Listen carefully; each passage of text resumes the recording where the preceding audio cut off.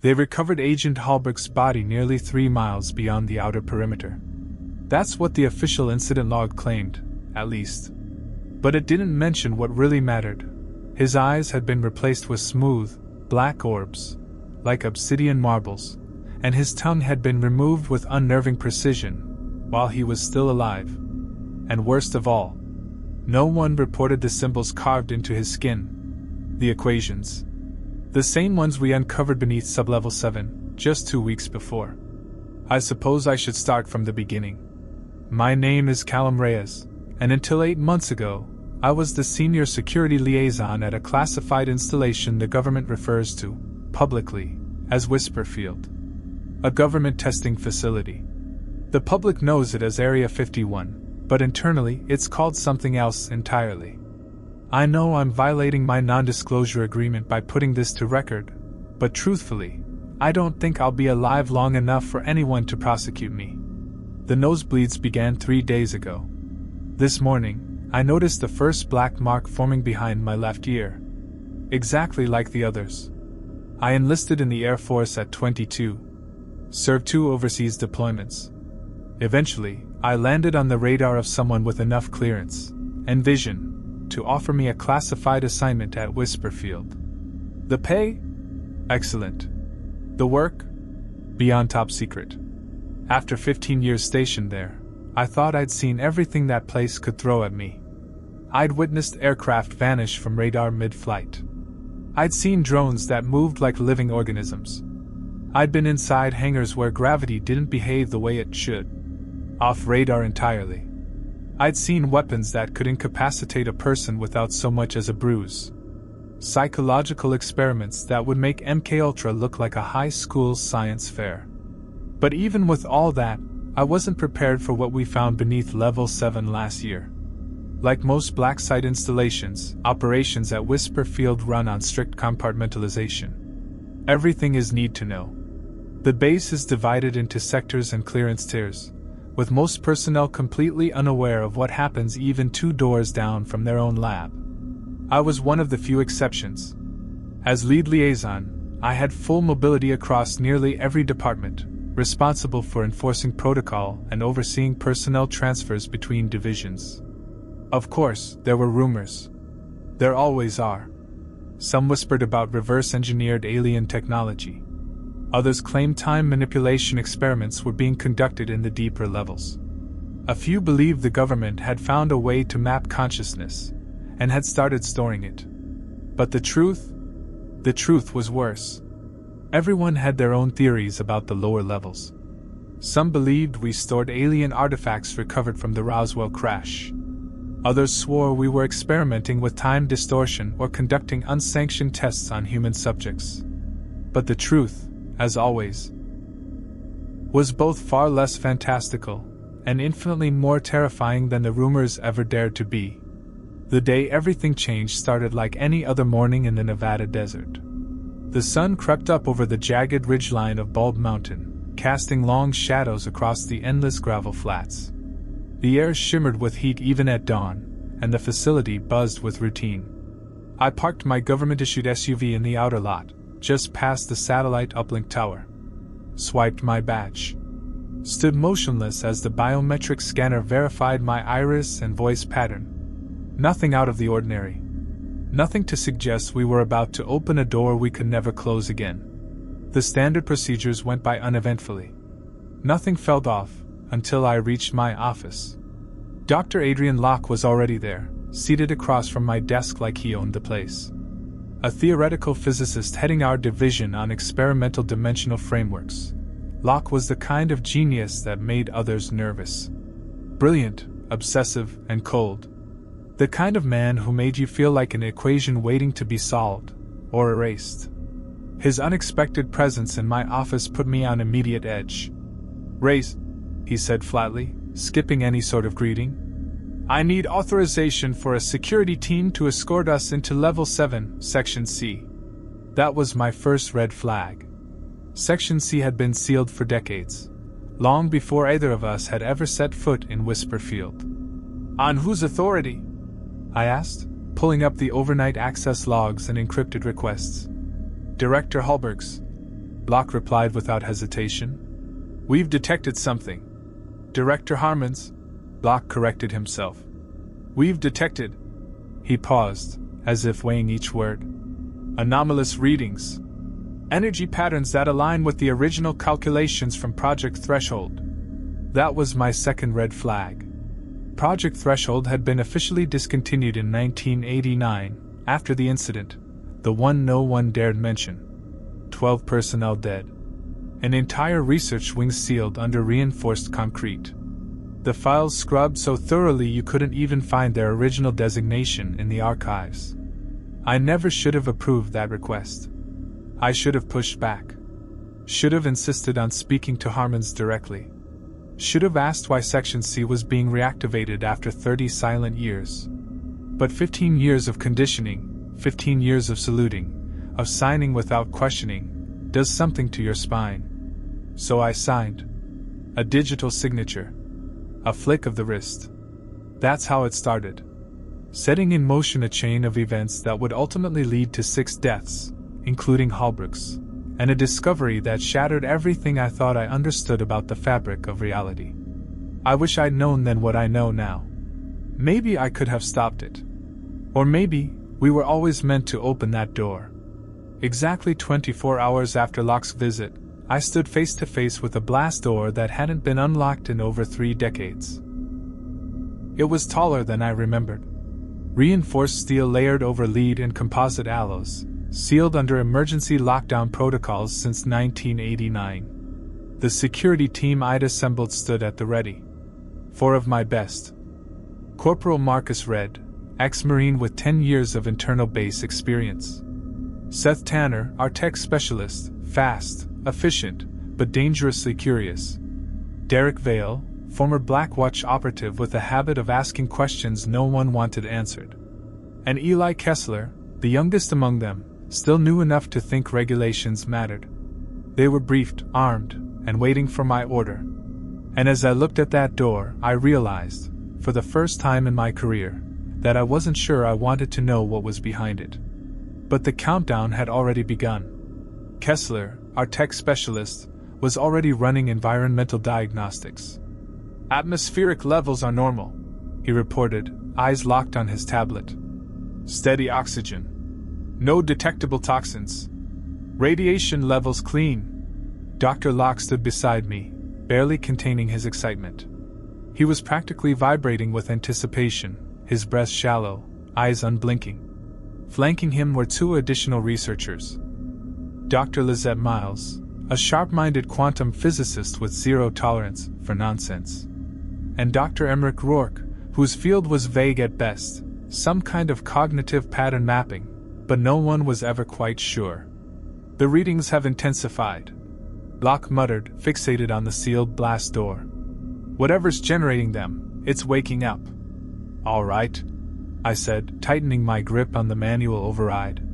I keyed into my comms. "Command, this is Reyes. We're proceeding with entry into Level 7, Section C. Maintaining open channel." "Copy that, Reyes," came the reply from Central Security. "Vitals and video feed are active. Proceed with extreme caution." I pressed my hand to the biometric scanner, entered the override sequence, and stepped back as the massive blast door began to shift. It opened slowly, mechanisms groaning under decades of inertia, releasing a hiss of stale air from within. Beyond it lay a corridor drowned in shadow. The darkness was different. Not just absence of light. It felt thick, almost physical, like it resisted intrusion. Our flashlights barely cut into it, the beams dulling as though the space itself swallowed illumination.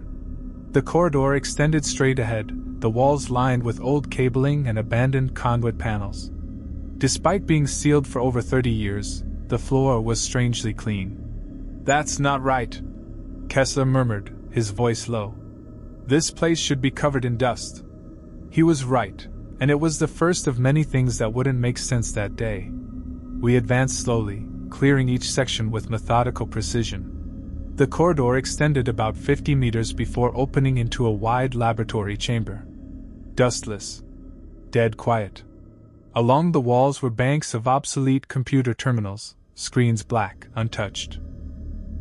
Workstations cluttered with strange apparatuses, coiled glass tubes filled with amber liquid, mechanical devices shaped like puzzles with no apparent purpose, and stacks of notebooks dense with handwritten symbols and complex equations. "What the hell?" Vale whispered, sweeping his flashlight across the far end of the lab. Then he froze. Reyes, look at this." We turned toward where his beam of light rested. The far wall wasn't concrete like the others. It was black, jet black, and not matte, not painted. It was something else. A surface smooth as obsidian, yet it reflected almost nothing. Our flashlights hit it and simply died, absorbed entirely. There was a wrongness to it. An unnatural geometry in the way it met the floor. A curve that didn't align with the room. A shimmer that didn't move with the light. It wasn't just strange. It didn't belong in this world. Material that resembled black glass, seamless and reflective, yet somehow absorbing most of our light. It stood in stark contrast to the concrete and metal of the rest of the facility. Webb approached it, extending his hand. "This is it," he breathed. "The source of the readings.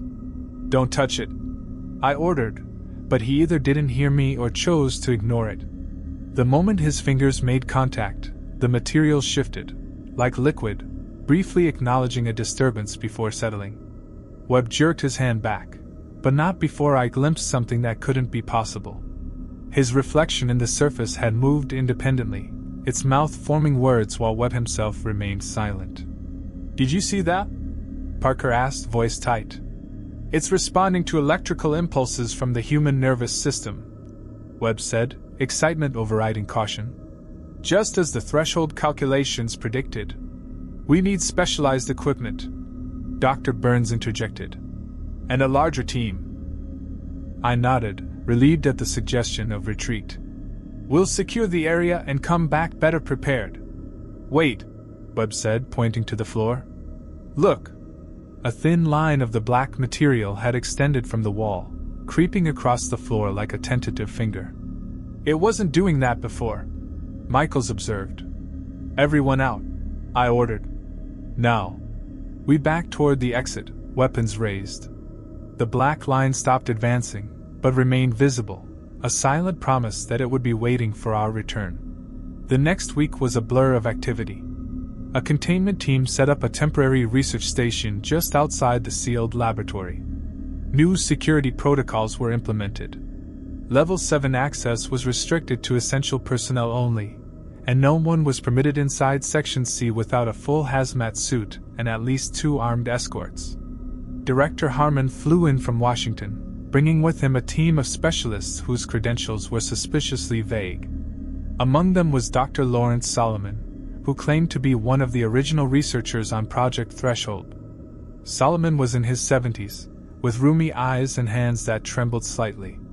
Not from age, I suspected, but from fear. When he saw our footage of the black wall, he turned pale. "You've opened it again," he said, his voice barely audible. "God help us all." On my 3rd night of extended duty, exhausted from overseeing the new security measures, Solomon approached me in the mess hall. The facility was quieter than usual, most personnel having been reassigned to other areas while the investigation continued. "There are rules," he said without preamble, sliding a sealed envelope across the table. "If you insist on going back in there, you must follow them." "Exactly. What rules?" I asked. "The only things keeping it contained," he replied, rising from his seat. "Read them alone. Memorize them. Destroy the paper afterward." As he walked away, I noticed a small black mark behind his ear. The same mark I would find on my own skin. Months later. Inside the envelope was a single sheet of paper containing 7 rules, handwritten in faded blue ink. Rules for approaching the threshold. Never touch the surface with bare skin. Never remain in its presence for more than 60 minutes. Never bring electronic recording devices within 10 feet. Never look at your reflection in its surface for more than 3 seconds. If you hear whispers, exit immediately. If it shows you symbols or equations, do not attempt to transcribe them. If you dream of it after exposure, report to medical immediately. At the bottom, a final note. Breaking these rules allows it to recognize you. I should have run then. We all should have. Instead, following orders, as always, I scheduled our return to Section C for 0800 hours the next morning. The next morning arrived too quickly. I'd spent most of the night memorizing Solomon's rules, then burned the paper in my bathroom sink as instructed. Sleep had come in restless bursts, punctuated by dreams of floating in an endless black void. Not nightmares exactly, but unsettling enough to leave me exhausted. The team assembled at the Level 7 checkpoint looked similarly worn. Webb's eyes were bloodshot, his usual crisp appearance rumpled. The three scientists huddled together, speaking in hushed tones while reviewing data on their tablets. "Listen up," I announced, gathering everyone around. "We're implementing new protocols for this expedition." I didn't mention Solomon or his list, but reframed the rules as official security measures based on initial findings. No bearskin contact with the anomaly. Full hazmat suits remain sealed at all times. We limit exposure to 60 minutes maximum. No phones, cameras, or recording devices beyond the corridor junction. And if anyone experiences unusual phenomena, visual, auditory, or otherwise, report it immediately. Rodriguez raised an eyebrow. "Unusual? Like what exactly?" "Like anything that shouldn't be there," Wilcox answered before I could. "Just stay alert," I said. "We don't know what we're dealing with." Dr. Solomon shuffled in as we were suiting up, looking like he hadn't slept in days. He pulled me aside while the others finished their preparations. "Did you destroy it?" he whispered. I nodded. "Remember Rule 4? He insisted, his bony fingers digging into my arm. "The reflection, 3 seconds maximum. Count in your head." "I'll handle it," I assured him, uncomfortable with his intensity. Solomon glanced around nervously. "Have you told the others?" "I've implemented the safety measures without explaining their source." "Was that wrong?" He shook his head. "Numbering the source makes it worse. Intention matters to what's in there." Before I could ask what he meant, Webb called out that the team was ready. Solomon retreated without another word, watching us with eyes that held equal parts fear and envy. The return to Section C felt different. The corridor seemed longer somehow. The lighting dimmer, despite our equipment reading normal power levels. When we reached the laboratory, I immediately noticed changes. The black surface had expanded, now covering nearly twice the area of the previous day. The line that had extended across the floor was gone, but the edge of the wall material appeared slightly raised, as if poised to reach out. "Remarkable," Webb breathed, approaching with a sensor probe. "It's grown without any apparent energy source. Or it's been growing for decades and we just opened the door," Dr. Burns suggested, keeping his distance. "Maintain minimum safe separation," I reminded everyone, particularly watching Webb, whose fascination overrode caution. Tanner set up monitoring equipment at the prescribed distance. "Remote readings only," he confirmed. "Nothing that transmits directly to or from the anomaly." The scientists began working, taking measurements and whispering among themselves. I stationed Rodriguez and Wilcox by the door, with Parker moving between observation points to maintain situational awareness. 30 minutes passed without incident. The anomaly remained static, though our instruments detected what Webb called quantum fluctuations around its surface. I kept my eyes on my watch, determined to enforce the 1-hour limit. At the 40-minute mark, Parker approached me, his posture tense even through the hazmat suit. "Sir, I don't like this," he said quietly. "Something feels off about the air in here." I knew what he meant. Despite the suit's filtered oxygen, there was a strange sensation, like the atmosphere had become slightly thicker, resistant to our presence. 20 more minutes," I said. "Then we're out, regardless of their progress." He nodded and resumed his patrol. As he passed near the black surface, he paused momentarily, his head tilting as though listening. I was about to call out when he continued moving. At the 50-minute mark, it happened. Webb had been using a remote scanner to analyze the surface structure when he suddenly froze. "It's showing us something," he said, voice hushed with awe. I turned to look. The previously smooth black surface now displayed what appeared to be equations. Complex mathematical formulas that shifted and rearranged themselves like living things. "Don't copy that down," I ordered, remembering Rule 6. "But this is unprecedented," Michaels protested. "These equations, they're solutions to quantum gravity problems we've been working on for decades." I said, "No transcription," I repeated firmly. "Observe only." Webb was transfixed, staring at his reflection in the surface, where the equations seemed to flow like liquid mercury. His reflection's lips moved silently, as though trying to communicate. "Dr. Webb," I called sharply. "Step back from the anomaly." He didn't respond. "Webb." I moved toward him. "You're violating Rule 4. Break eye contact now." At the word rule, he finally blinked and turned toward me, confusion evident even through his face shield. "What did you say about rules?" Before I could answer, a sound emanated from the direction of the black surface. A soft, rhythmic whispering, just at the edge of comprehension. "Everyone out," I ordered immediately, recognizing the trigger for Rule 5. "Exposure limit reached. Move now." The scientists protested, but my security team was already in motion, herding them toward the exit. Webb was the most resistant, actually taking a step toward the black surface before Wilcox grabbed his arm. "Don't make me carry you, Doc," Wilcox growled.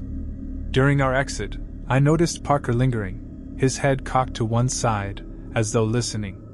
"Parker, move!" He snapped to attention and joined our retreat.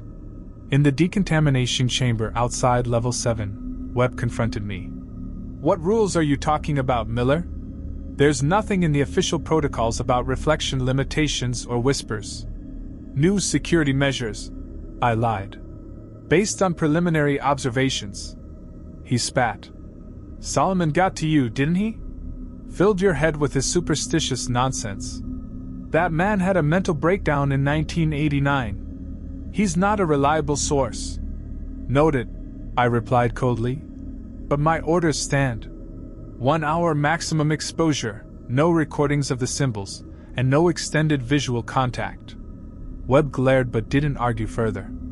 As the team dispersed for decontamination, I noticed Parker standing alone, staring blankly at the wall. "You okay?" I asked, approaching him. He blinked rapidly, as though coming out of a trance. "Yeah, just tired, I think." "What were you hearing in there?" I pressed. "Hearing?" He frowned. "I didn't hear anything. But I'd seen him listening, both during the survey and again during the evacuation. I decided then to keep a closer eye on him. That night, I dreamed of floating in the void again. But this time, I wasn't alone. Equations surrounded me, beautiful in their complexity, promising understanding if I could just memorize them. I woke at 3:17 a.m., sweating despite the chill of the room, with a nosebleed and an overwhelming urge to write down what I'd seen. Rule 7 echoed in my mind: if you dream of it after exposure, report to medical immediately. Instead, I reached for a notepad and began to draw the symbols that had appeared in my dream. I couldn't stop myself. By dawn, I had filled 12 pages with equations I couldn't possibly understand, but somehow knew were correct. I should have reported to medical. I should have burned those pages like I'd burned Solomon's rules. But by then, I think it had already recognized me. And it had begun to change the rules of engagement. I hid the pages of equations in my quarters, tucked between mattress and box spring. The rational part of my mind screamed that I was making a terrible mistake. But something deeper, something that had taken root during my exposure to the anomaly, insisted these formulas were too important to destroy. After a cold shower to clear my head, I headed to the medical wing. Not to report my dream as Rule 7 dictated, but to check on Parker. His behavior had troubled me, and I wanted to ensure he was fit for duty before our next excursion. Dr. Levine, the facility's chief medical officer, intercepted me in the corridor. "I was about to call you," he said, dark circles under his eyes suggesting he'd been on duty all night. "We have a situation with Agent Parker." "What kind of situation?"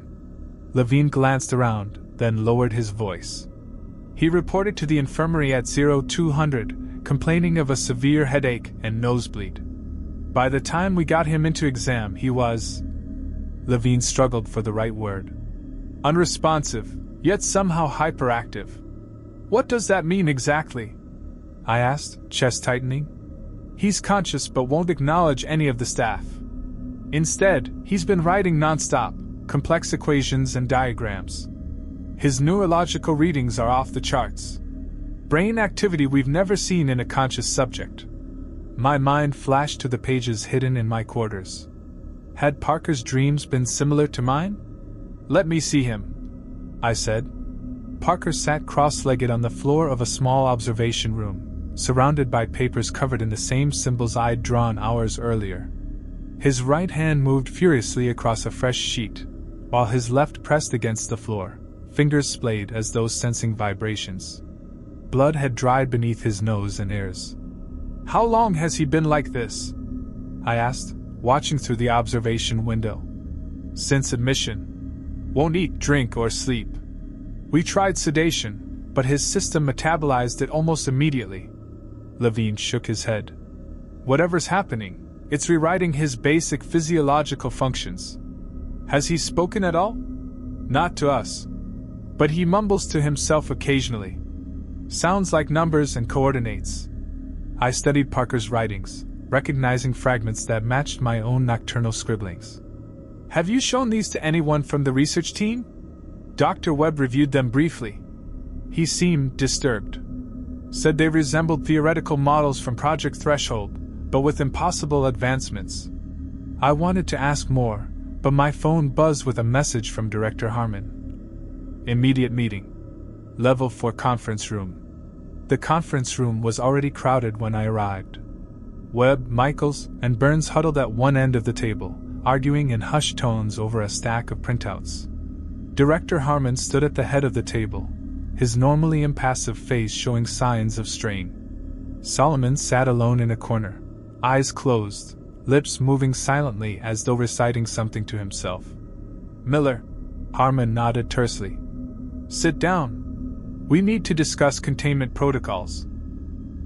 As I took my seat, I noticed Wilcox standing guard by the door, hand resting near his sidearm. Our eyes met briefly, and I recognized the mix of confusion and vigilance in his expression. He'd been told to watch for threats, but wasn't sure what constituted a threat anymore. "Parker's condition has raised concerns," Harmon began without preamble. "Dr. Solomon believes he's experiencing stage 1 contamination from the anomaly." All eyes turned to Solomon, who finally opened his eyes and leaned forward. "It starts with dreams," he said, voice raspy. "Then compulsive writing. The equations work their way into your mind, altering neural pathways. Stage 2 brings physical changes. Cellular restructuring, at a quantum level. By stage 3, you're no longer entirely human." "That's preposterous," Webb interjected. "You're describing science fiction, not observable phenomena." Solomon fixed him with a hard stare. "I watched it happen to 11 of my colleagues in 1989. I'm the only survivor of the original Threshold team, and only because I never broke Rule 2, 60 minutes max exposure.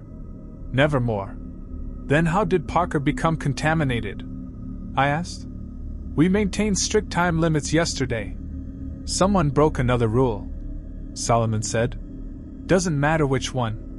Once the boundary is breached, it affects everyone who was present. Some just progress faster than others." A cold weight settled in my stomach as I remembered writing down the dream equations. Had my transgression accelerated Parker's condition? "What happened in 1989? Harmon asked. "The full story this time, not the sanitized version." Solomon closed his eyes again, as though the memory physically pained him. "We discovered the anomaly during excavation for the Level 7 expansion. It was smaller then, about the size of a dinner plate. We thought it was some kind of unknown mineral formation, until Dr. Reeves touched it." He swallowed hard. The material responded to him, grew onto his hand. We had to remove the affected tissue. Webb leaned forward, skepticism warring with fascination. You're saying it's alive? Not alive. Not dead. Something else entirely. Solomon's hands trembled as he continued. We established containment protocols, the 7 rules. But research pressure led to compromises. Extended exposure times. Recording devices brought too close. And then Richards began hearing the whispers. The whispers? Michaels repeated. You mentioned those in Rule 5. Solomon nodded. They start as background noise. Almost subliminal. Then they become clearer. Instructions. Formulas. Coordinates. By the time you can understand them, it's already too late. You've been recognized. Recognized by what? Burns asked. Equations it's providing. We could revolutionize physics, energy production, possibly even space travel. That's exactly what we thought in '89. Solomon replied quietly. Right up until the moment Dr. Keyes solved one of those equations and opened a temporary rift that consumed him and 3 others. Their screams. He trailed off, lost in memory. Harmon looked to me. Miller, your assessment? I hesitated, thinking of my hidden pages of equations. I believe we need tighter containment at minimum. Restricted access to level 7. Mandatory medical monitoring for anyone previously exposed. And I took a breath, forcing myself to say it. Collection and secure storage of all anomaly-related documentation. You've been compromised, Solomon said flatly. You've broken a rule. I can see it in your eyes. All attention turned to me. I opened my mouth to deny it, but Wilcox's radio crackled to life, saving me from responding. Security alert. Level 3 medical. Patient Parker has escaped containment. All available personnel respond. How the hell did he get out? Harmon demanded, already moving toward the door. Sir, came the panicked reply. He walked through the wall. The solid wall. Witnesses say he just passed through it like it wasn't there. I felt the blood drain from my face. Stage 2 contamination, Solomon had said. Physical changes at the quantum level. The facility lockdown alarm began wailing as we rushed from the conference room. Wilcox and I headed directly to the Security Command Center where monitors showed chaos unfolding. Personnel scrambled to secure areas while tactical teams assembled at key junctions. Where was he last seen? I asked the operator. Stairwell B, heading down, she replied, pointing to a blurry security feed showing a figure moving with unnatural speed. But he's bypassing all security checkpoints somehow. He's headed for level 7. I realized aloud. Miller, Harmon's voice came through my earpiece. Intercept Parker. Use whatever force necessary to prevent him reaching Section C. I acknowledged the order and turned to Wilcox. Grab Rodriguez and meet me at the level 6 checkpoint. Full tactical gear. As we raced to the armory, a terrible suspicion formed in my mind. Parker wasn't acting randomly. He was being guided. We never agreed on terminology. Some called it a gateway. Others thought it was a life form from another dimension. He paused. I believe it's something much simpler and more terrifying. A weak point in reality where the laws of our universe become negotiable. The room fell silent as we processed this. It sounded insane. Yet, after what I'd witnessed, what I'd dreamed, I couldn't dismiss it outright. Harmon broke the silence. Regardless of what it is, we need containment measures that work. Dr. Solomon, you survived the first incident. What do you recommend? Complete facility evacuation and sealing of level 7, Solomon said without hesitation. Then incineration of all materials containing the copied equations, including Agent Parker's writings, and anyone else who may have recorded them. His gaze lingered on me, uncomfortably long. Webb slammed his hand on the table. That's scientific vandalism. The anomaly represents the greatest discovery in human history.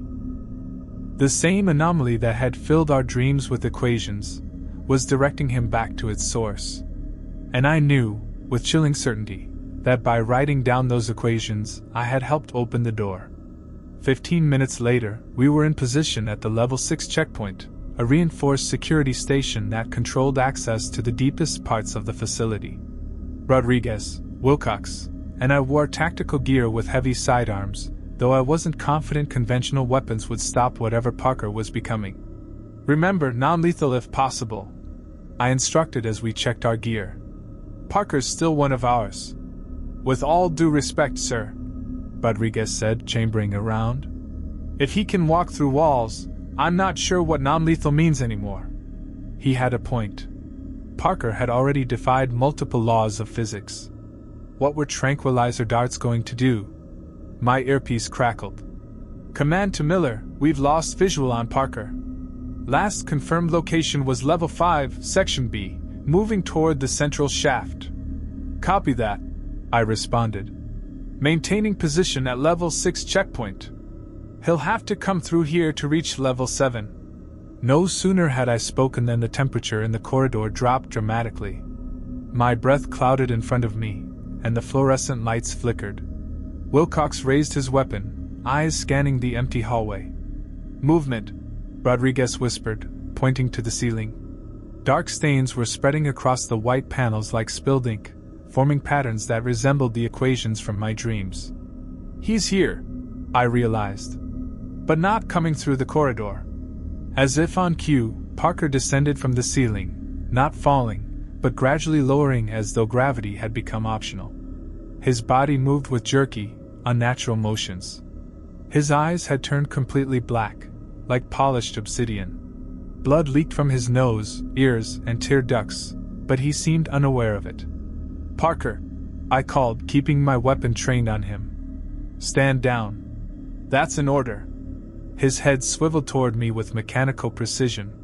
When he spoke, his voice overlapped with itself, creating an echo effect that sent chills down my spine. Miller, you've seen it too.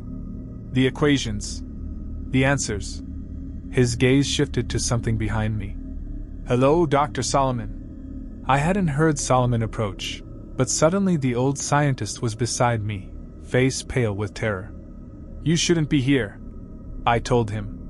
This is a security operation. I've seen this before, Solomon whispered, ignoring me. This exact moment. Parker is at stage 2.5, the tipping point. Parker's lips stretched into an unnatural smile. Solomon fears what he doesn't understand. But you understand, don't you, Miller? You wrote the equations too. Rodriguez and Wilcox glanced at me, confusion evident in their expressions. He's manipulating you, Solomon warned. Don't engage. Parker's feet finally touched the floor, but he remained slightly hunched, as though his body was learning new configurations. It wants to communicate, Miller. The threshold between dimensions is thinning. The equations are the language, the translation. What happened to you, Parker? I asked, despite Solomon's warning. Evolution, he replied, rolling the word around his mouth like he was tasting it. The anomaly showed me how to manipulate quantum probability, how to exist in multiple states simultaneously. His form briefly blurred, becoming transparent, then solid again. It wants to teach all of us. Wilcox raised his weapon higher. Sir, permission to fire. Wait, I said, still processing Parker's words. Part of me, the part influenced by those dream equations, wanted to hear more. Parker tilted his head at an impossible angle. They're coming, Miller. They've always been coming. The equations are the key to surviving the convergence. Who's coming? I demanded. Solomon grabbed my arm. Don't listen. This is exactly what happened to Keyes before the breach. Parker's attention snapped to Solomon, his expression darkening. You stopped it last time. Sealed them away. Delayed the inevitable. He took a step forward, causing all three of us to tighten our grips on our weapons. Not this time, old man. Fire, I ordered, finally recognizing the threat. Rodriguez and Wilcox unloaded tranquilizer darts into Parker's chest and torso. He didn't flinch. The darts simply passed through him as though he were made of smoke, clattering against the wall behind. Parker lunged forward with inhuman speed. Rodriguez flew backward, slamming into the wall with enough force to crack the concrete. Wilcox managed to switch to his sidearm, firing 3 rounds that passed harmlessly through Parker's shifting form.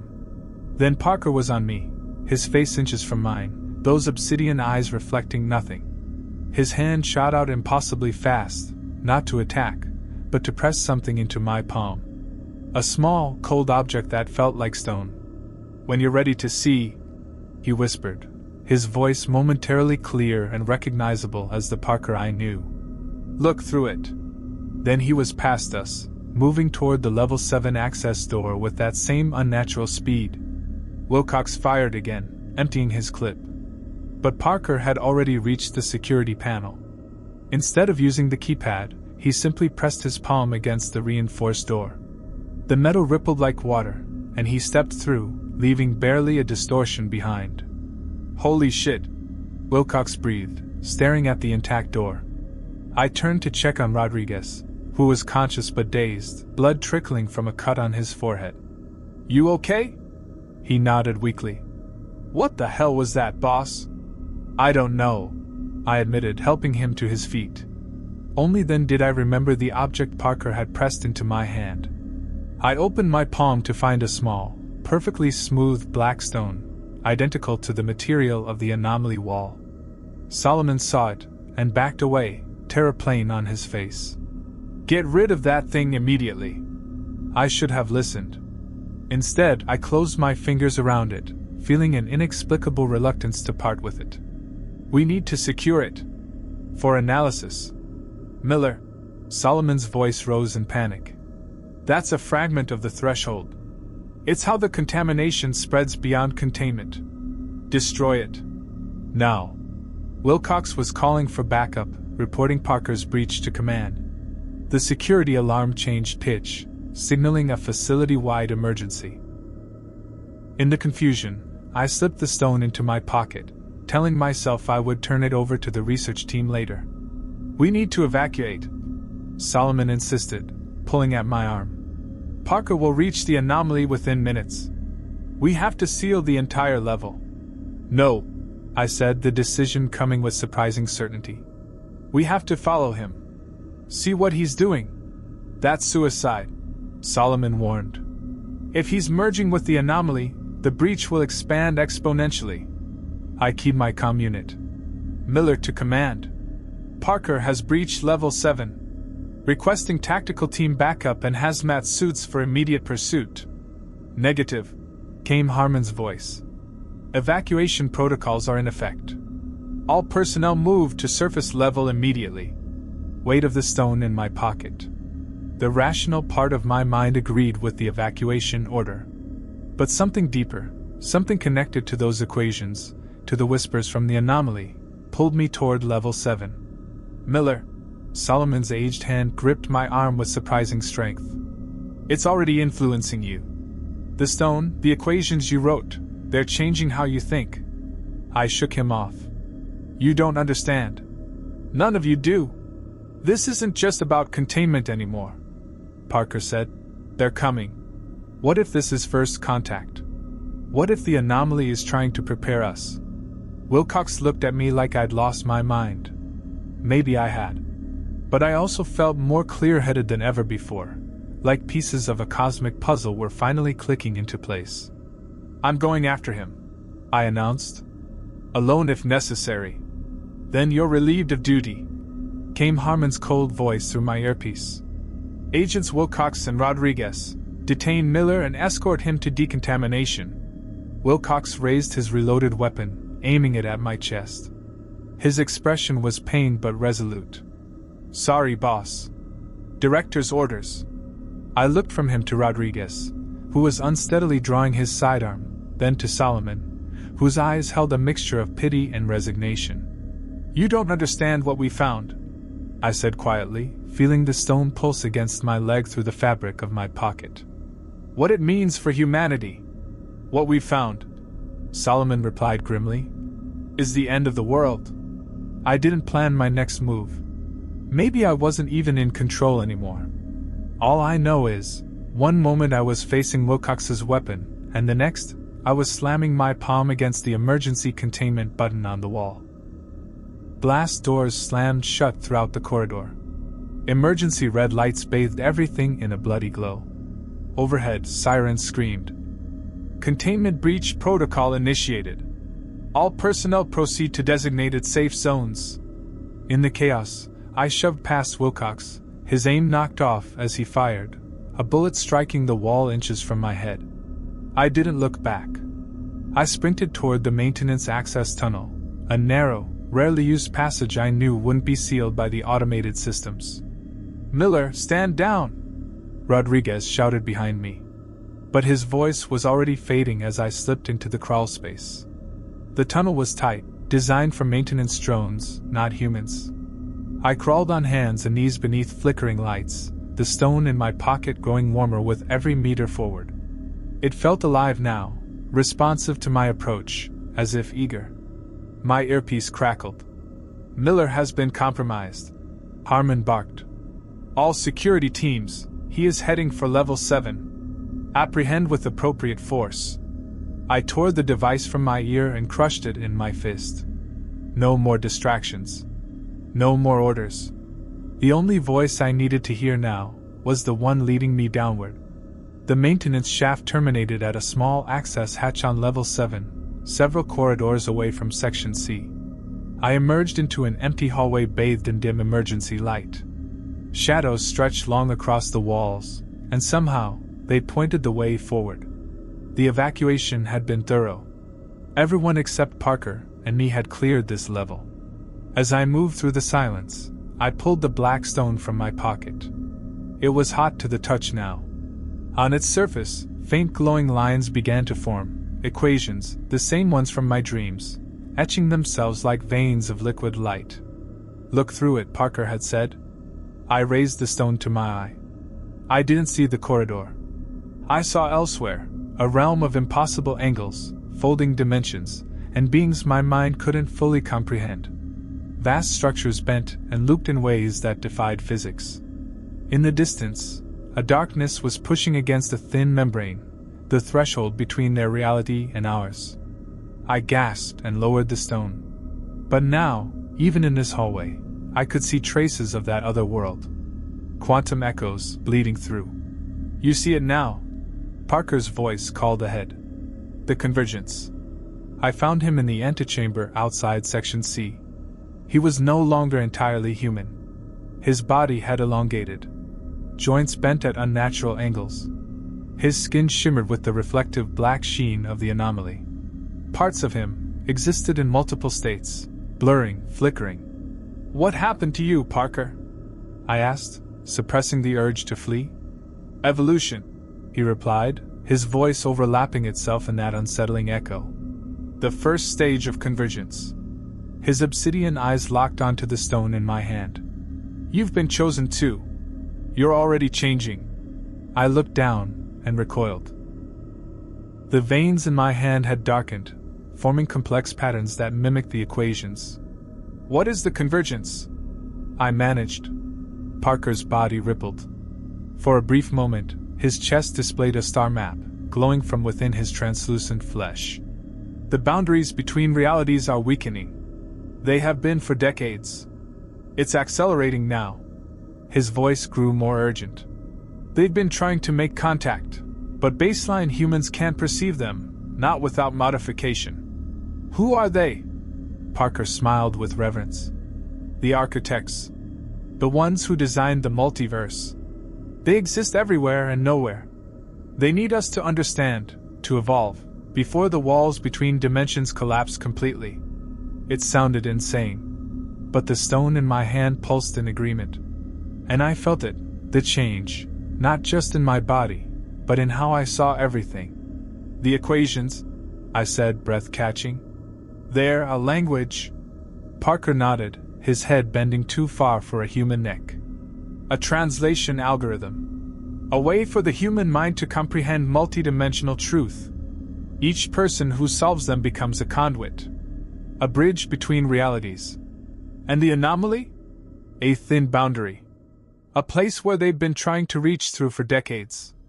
Parker moved closer. His steps were soundless. Solomon's team discovered it by accident in 1989. They didn't understand. They tried to contain it. When Keyes solved the first equation and changed, they panicked. Called it contamination. Sealed it away. My thoughts raced. It all fit. The expansion. The containment. The equations.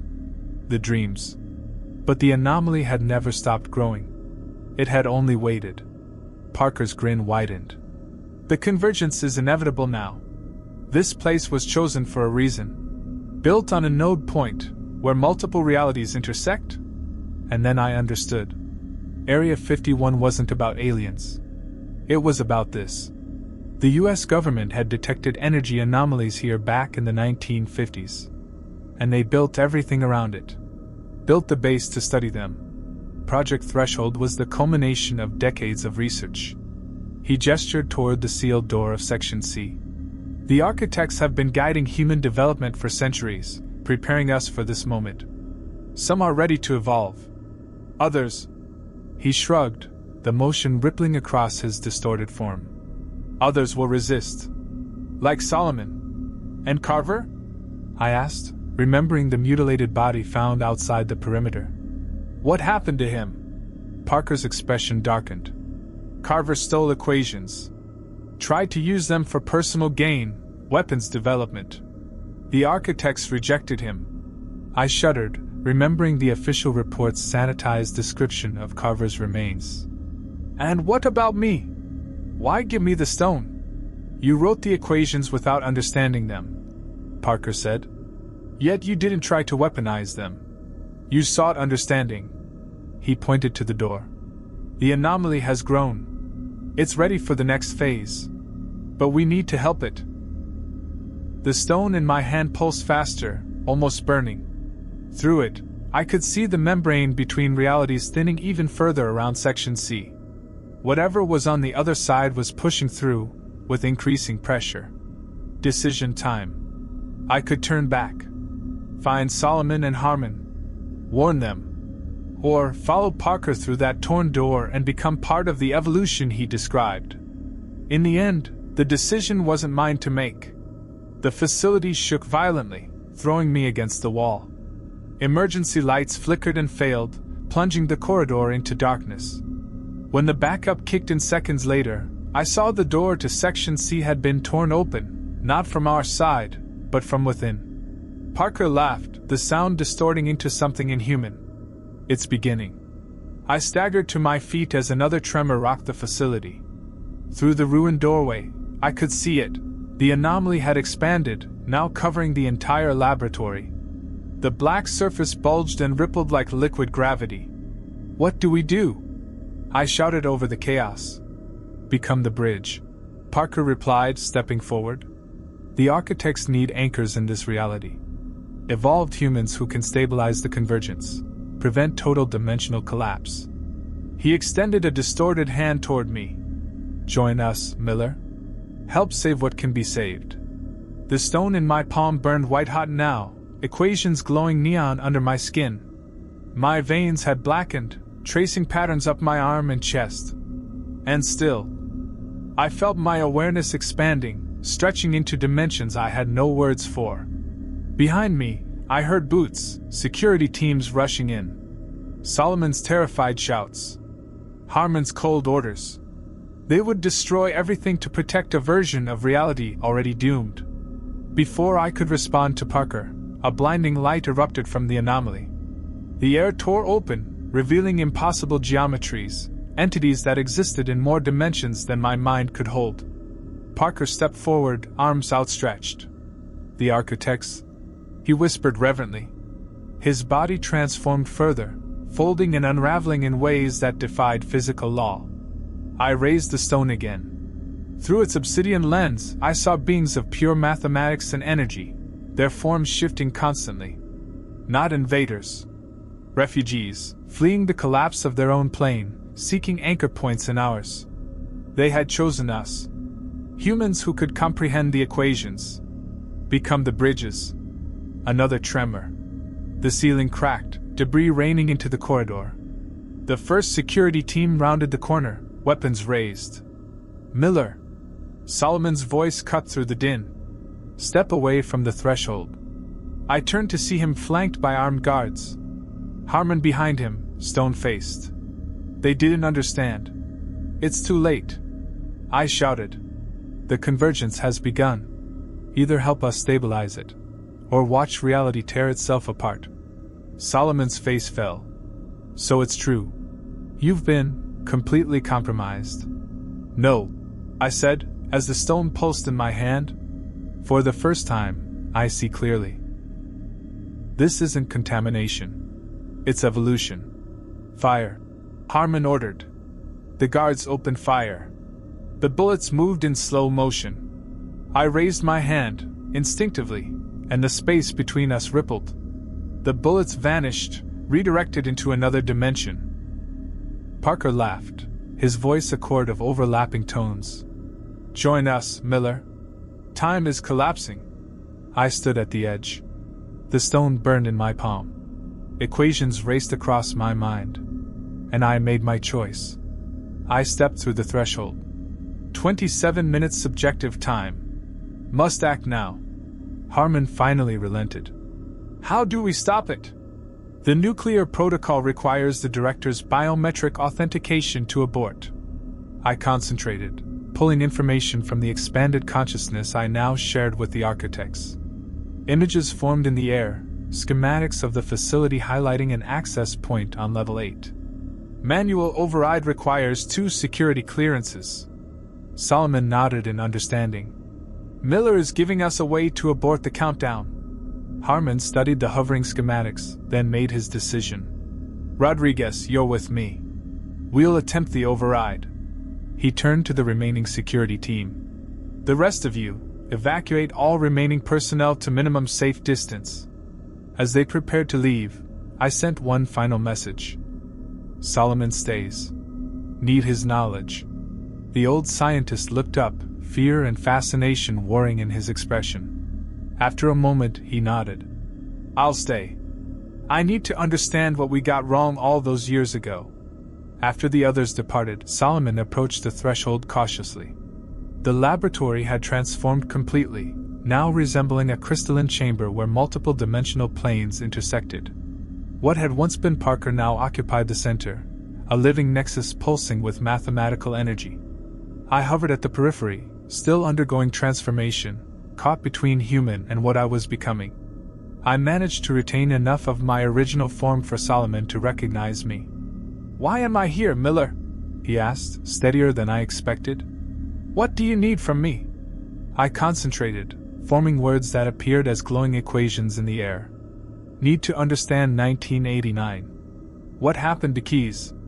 Why did you seal the threshold?" Solomon sank to his knees, the weight of decades of guilt crushing him. "We were afraid. When Keys started transforming, we thought he was being consumed by some hostile entity. He tried to communicate, just like you're doing now, but we couldn't understand." His voice cracked. "We terminated him.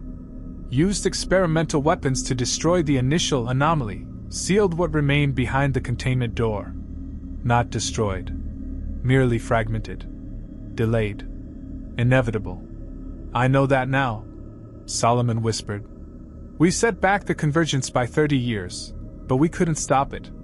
The dimensional boundaries were already weakening." The facility shook again. Through my expanded awareness, I sensed Harmon and Rodriguez racing against time, navigating the corridors to the override station. 22 minutes remaining. Need your help. Original threshold data. Stabilization equations. Solomon's eyes widened. "You think there's a way to control the convergence? To prevent total collapse?" "Not prevent. Guide. Selective convergence. Preserve Earth reality." Understanding dawned on his face. The original equations, they weren't just communication. They were instructions. A design for controlled dimensional integration. He pulled a small notebook from his pocket. "I've carried Keyes' final notes for 30 years. Never understood them, But I couldn't destroy them either. He opened the notebook, revealing pages of handwritten equations, identical to the ones I dreamed of. As he held it up, the symbols began to glow, resonating with the same energy flowing through me. The notebook floated from his hands, hovering in front of me. The equations within it completed the patterns fragmented for decades. I understood now. Keyes had begun developing a stabilization matrix, a lattice that could preserve our dimension while integrating others. With my expanded perception, I could finish it. But I needed anchors, stable points in reality to ground the matrix. Solomon would be one. Harmon. Rodriguez. They must complete the circuit. Solomon realized. The override station, it's directly beneath us. Another node point in the dimensional boundary.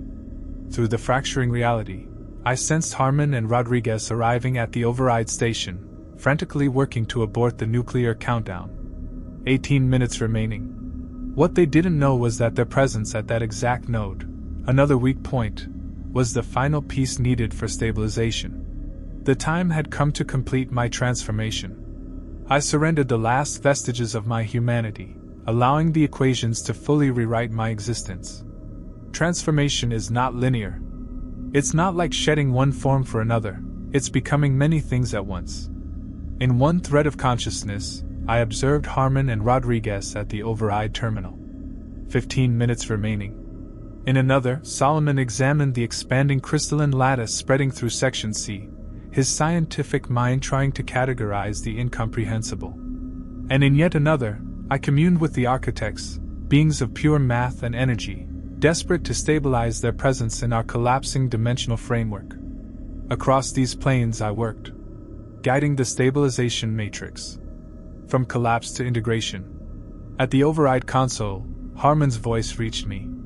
Override requires simultaneous authentication. Reality around the node points had grown permeable. Rodriguez, on my mark. They placed their palms on the scanners. The system responded. Countdown paused at 13 minutes, 27 seconds. Override authorization required. State nature of protocol violation. Harmon hesitated, unaccustomed to justifying his actions to a machine. Convergence event stabilization in progress. Nuclear detonation will accelerate dimensional collapse. Processing. Override denied. Insufficient authentication for convergence protocols. What the hell? Rodriguez slammed his fist on the console. We both have Omega-level clearance. Through our shared consciousness, Parker, or what remained of him, communicated. They need original threshold authentication.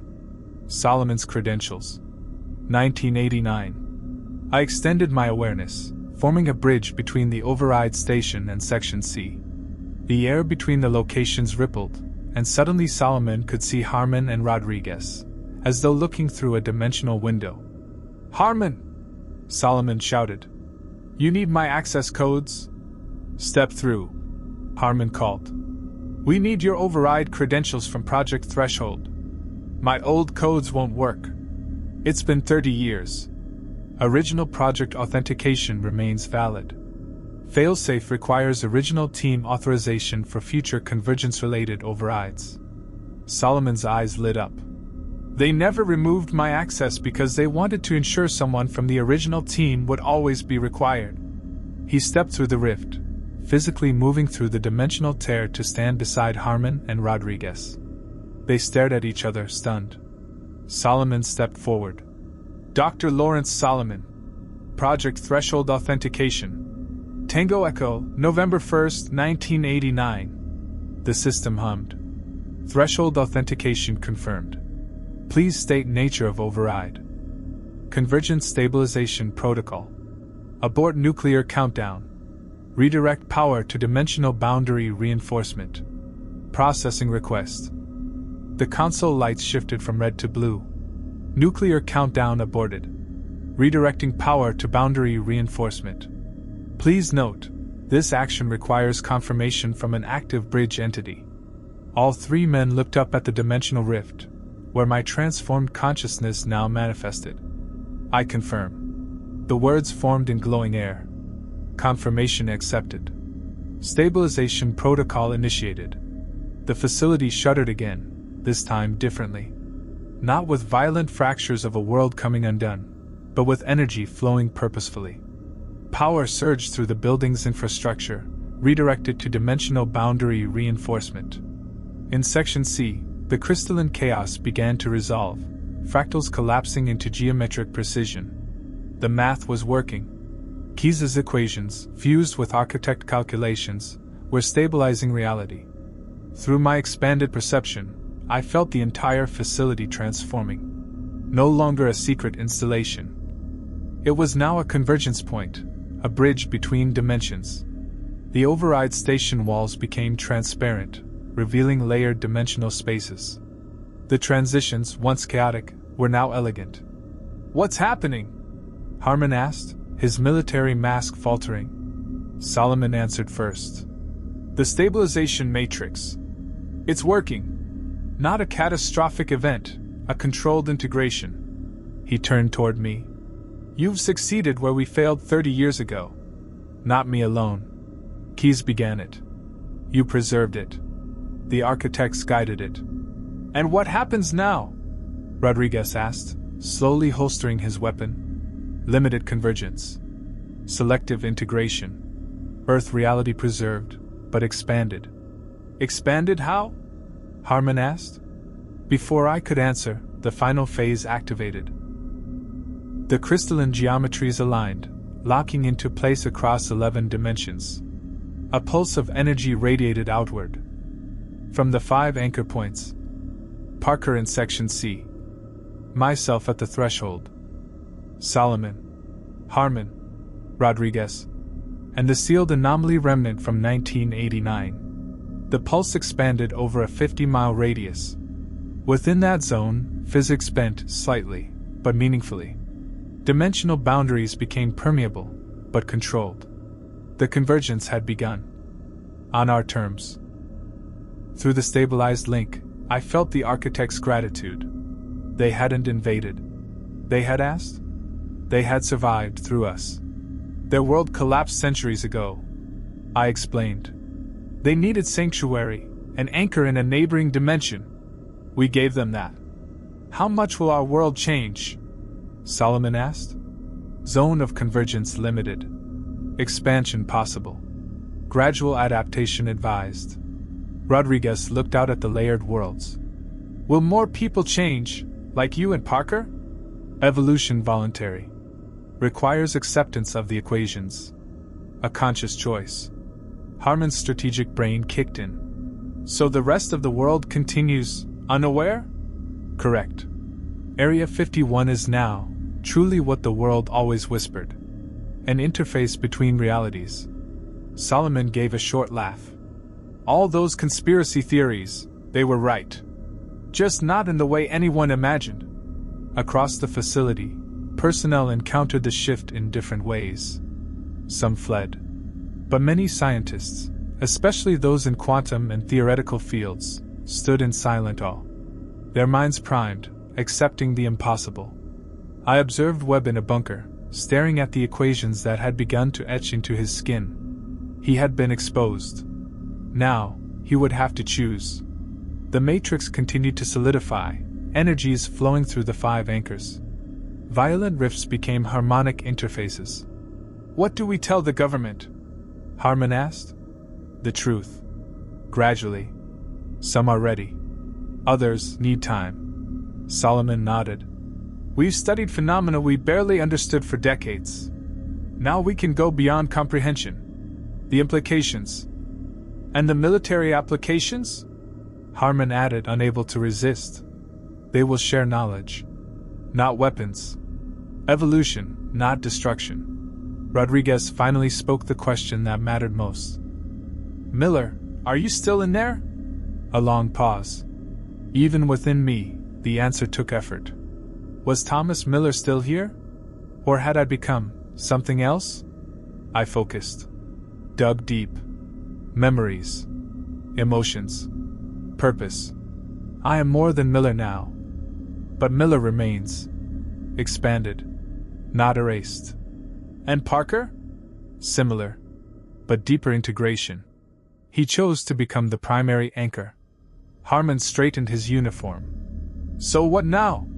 Stabilize. Understand. Prepare others. The convergence has only just begun. As if to emphasize it, crystalline bridges began forming across the facility, linking dimensional planes. Through them, shadowy figures moved, not architects, but other evolved entities. Ambassadors from alternate realities. Solomon's eyes widened.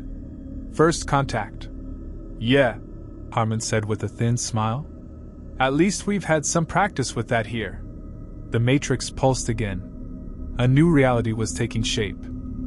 Not replacing the old, but expanding it. Enriching it with truths the human mind once called madness. And at the center of it all, I stood. Transformed. Awake. Evolved. The bridge. The first of many. 8 months have passed since the convergence.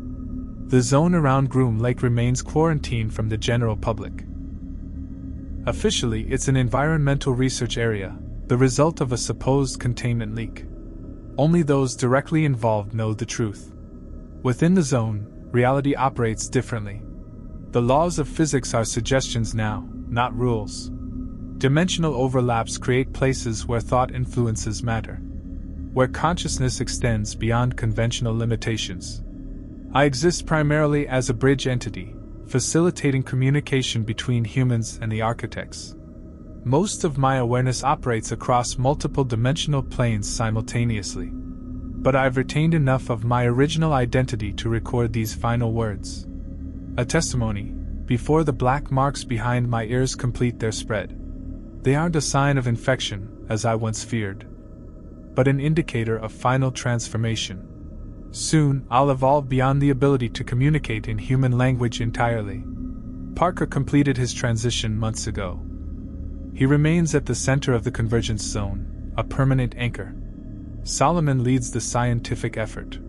His guilt from 1989 has been replaced by purpose, a chance to atone. He's aging rapidly, the energies of the zone accelerating his biology. But he works tirelessly to document every shift, every pattern. Harmon oversees security and government diplomacy. An impossible job, as agencies push for access to the secrets we now live. He's changing too, in quieter ways. Equations have begun appearing on his skin. He has chosen gradual evolution. Rodriguez remains human by choice. He serves as our liaison to the outside world. Someone needs to remember what normal used to mean, he told me during our last conversation. Webb surrendered to evolution 2 months after convergence. Now a secondary bridge. He explores the mathematical dimensions the architects inhabit natively. His curiosity finally fulfilled, by becoming one with what he once studied. And Carver. We finally understood. The equations he stole were incomplete. His transformation was unguided. The architects didn't reject him, they couldn't stabilize him. What we found near the perimeter fence was the result of uncontrolled dimensional shifting. A warning, what happens when convergence is forced, not chosen. The government has formed a new body. Project Integration. Publicly, it's about environmental physics. In truth, it prepares humanity for the larger convergence to come. Because this is only the beginning. What happened at Area 51 was a prototype. A test case for the convergence that will, eventually, spread across the planet. Some will resist. They will see only invasion, contamination, loss. Others will embrace it, recognizing the infinite possibilities it offers. Most will never know, until the moment of choice appears before them. I write this knowing it will sound like madness to those outside the zone. But someday, perhaps soon, you'll see the equations in your dreams, in patterns on screens, in the very structures of your daily life. When that happens, remember, it's not contamination, it's not invasion, it's evolution. The next step in humanity's journey. The black marks have reached my face now. My remaining time as Thomas Miller is measured in hours. The bridge calls, and I must answer. If you ever find yourself at Groom Lake, look to the southwestern sky at sunset. If you see crystalline structures overlapping with the clouds, geometries that shouldn't exist in our world, know that's where I'll be. With Parker, with Webb, with countless others who chose to become the bridge between worlds. The convergence awaits. And it's beautiful. Beyond words. And if you've made it this far, if you still feel the weight of the unknown pressing at the edges of your mind, if the equations linger behind your eyelids when you close your eyes, then maybe you were meant to hear this story. Maybe you were meant to see beyond. Because what you've just witnessed isn't just fiction. It's a warning. It's a possibility. It's a message from the edge of what we call reality. And we're just getting started. Welcome to the Dark Waves universe, where horror and science fiction collide in the void between stars. And truth is far more terrifying than fiction. Here, we don't just tell stories. We reveal the hidden. We explore the unspoken. We stare into the abyss, and sometimes it whispers back. If this story moved you, disturbed you, awakened something in you, then share it. Let others feel what you felt. Let them wonder. Leave a comment. Tell us what you saw, what you believe, what you've dreamed. And above all, subscribe. Join us. Because the final frontier isn't space. It's the truth.